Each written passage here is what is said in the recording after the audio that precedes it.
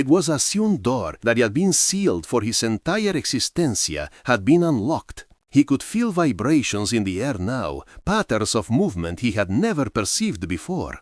It wasn't sound, it was something much deeper. It was awareness.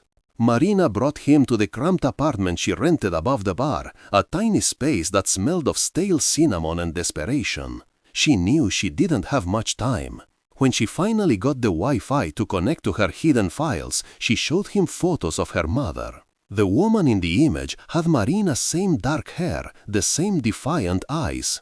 But there was something very wrong with those photos. They were taken at intervals of a few months, and in each one, Marina's mother looked progressively less human. Her skin acquired a grayish tint, her eyes began to glow with a deep red. In the last photo, taken just a week before her complete disappearance, she wasn't exactly a person anymore. She was something in transition. When Marina touched Cale's ear again, this time running her fingers slowly along the side of his face, she felt different vibrations emanating from him.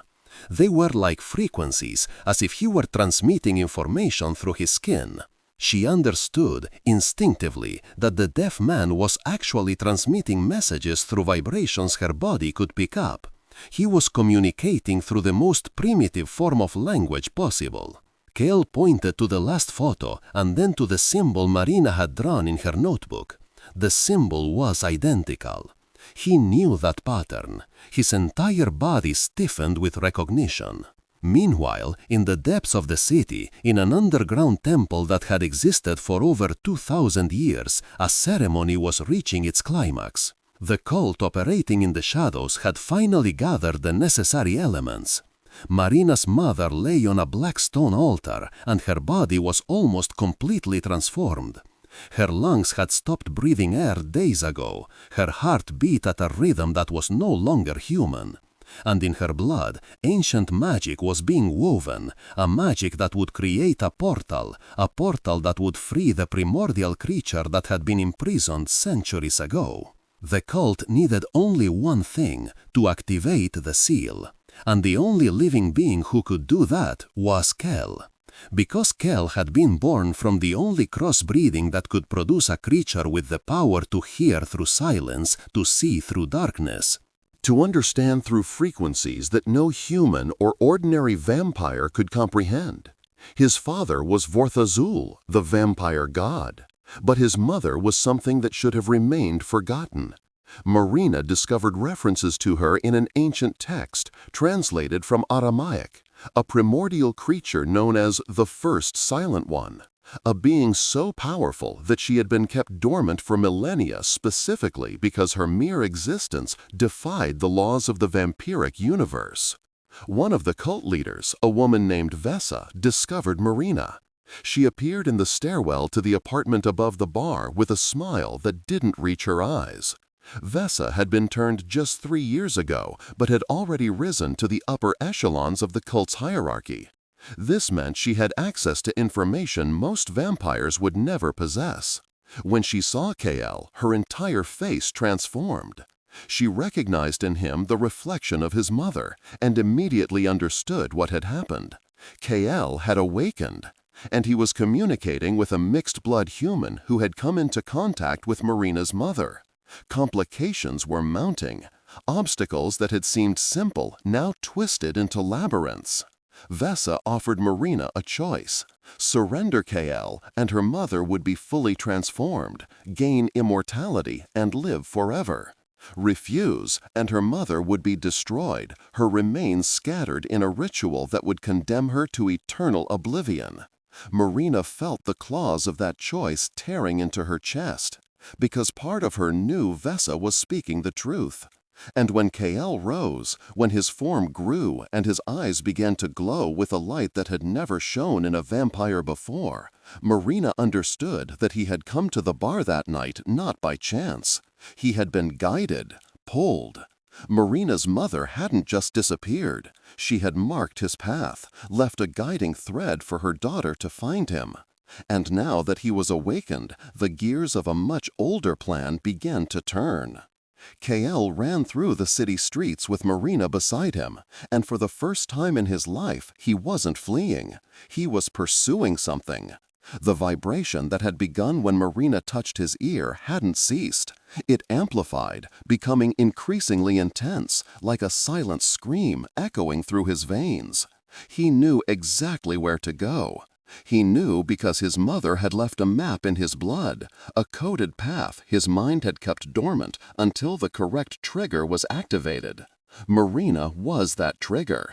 And now, walking through the depths of the city's underground, Kael understood the horrible truth his own existence represented.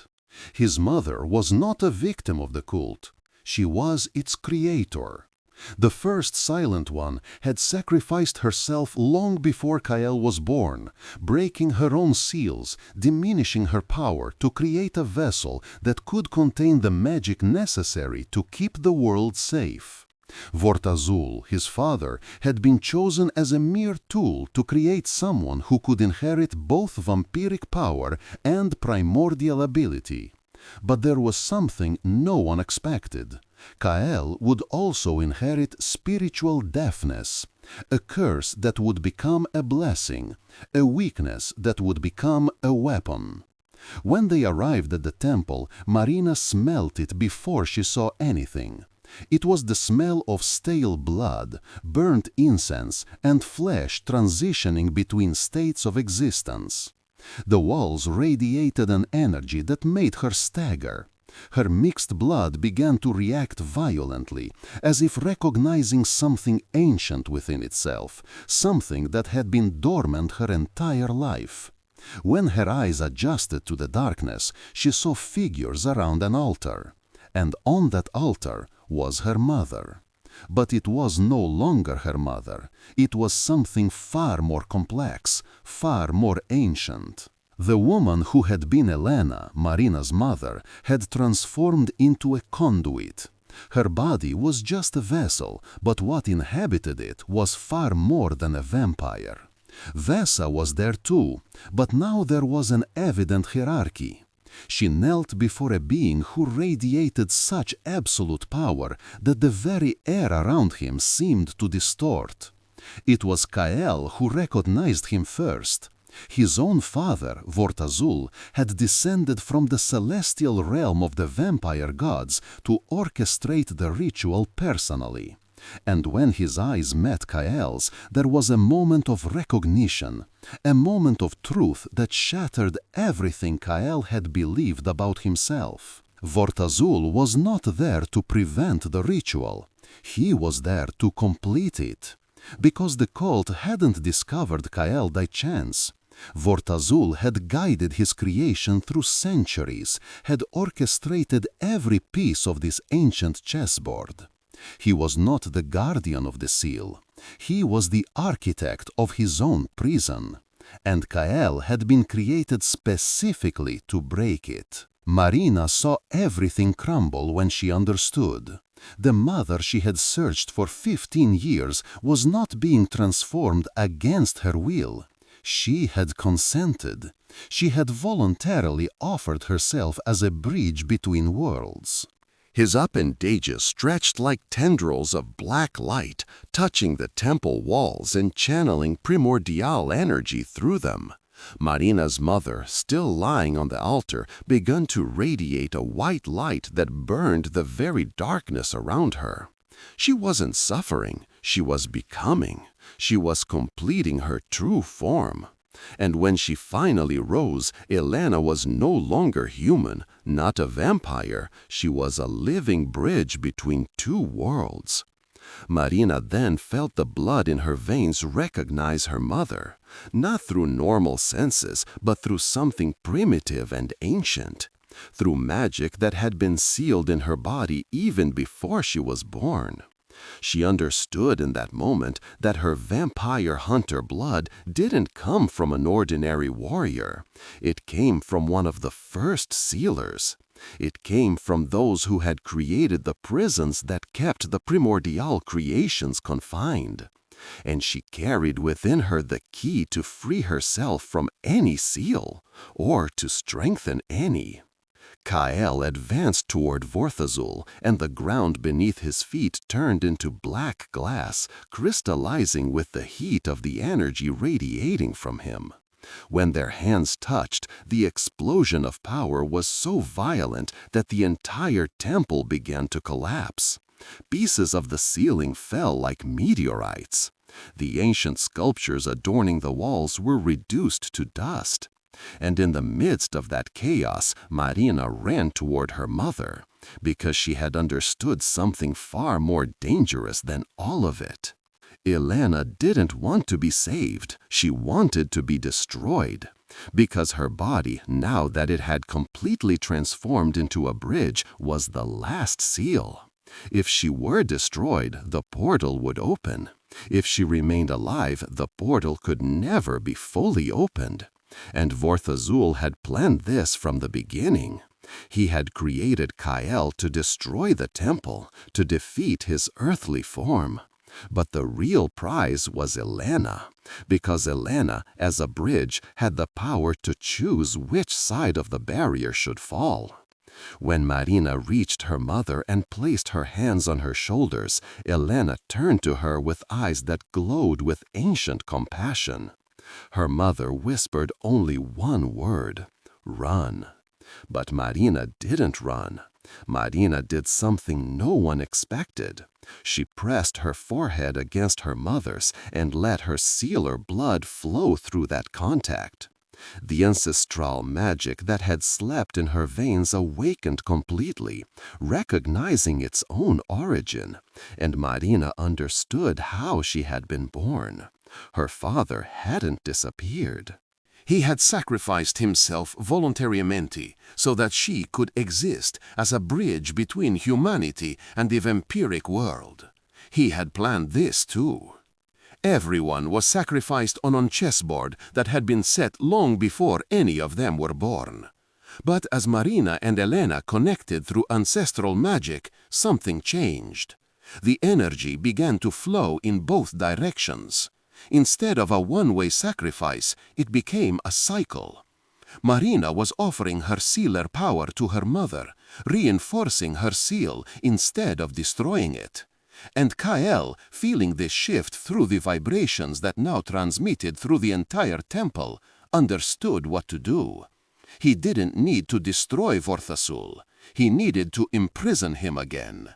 He needed to seal his power within the same vessel from which he had tried to escape. When Kael touched Elena's body, his vibration didn't destroy, it sealed. All the energy that had been released during the transformation was channeled back into the portal, reinforcing the chains that held what was on the other side imprisoned. Vorthazul screamed. It wasn't the scream of a god, it was the scream of a creature that had lost its chance at freedom for eternity. And when the temple finally collapsed, burying everything under tons of stone and magic, Marina, Kael, and Elena found themselves in a strange vacuum. They had won, but the victory had come at a very high price, and none of them were sure what to do now.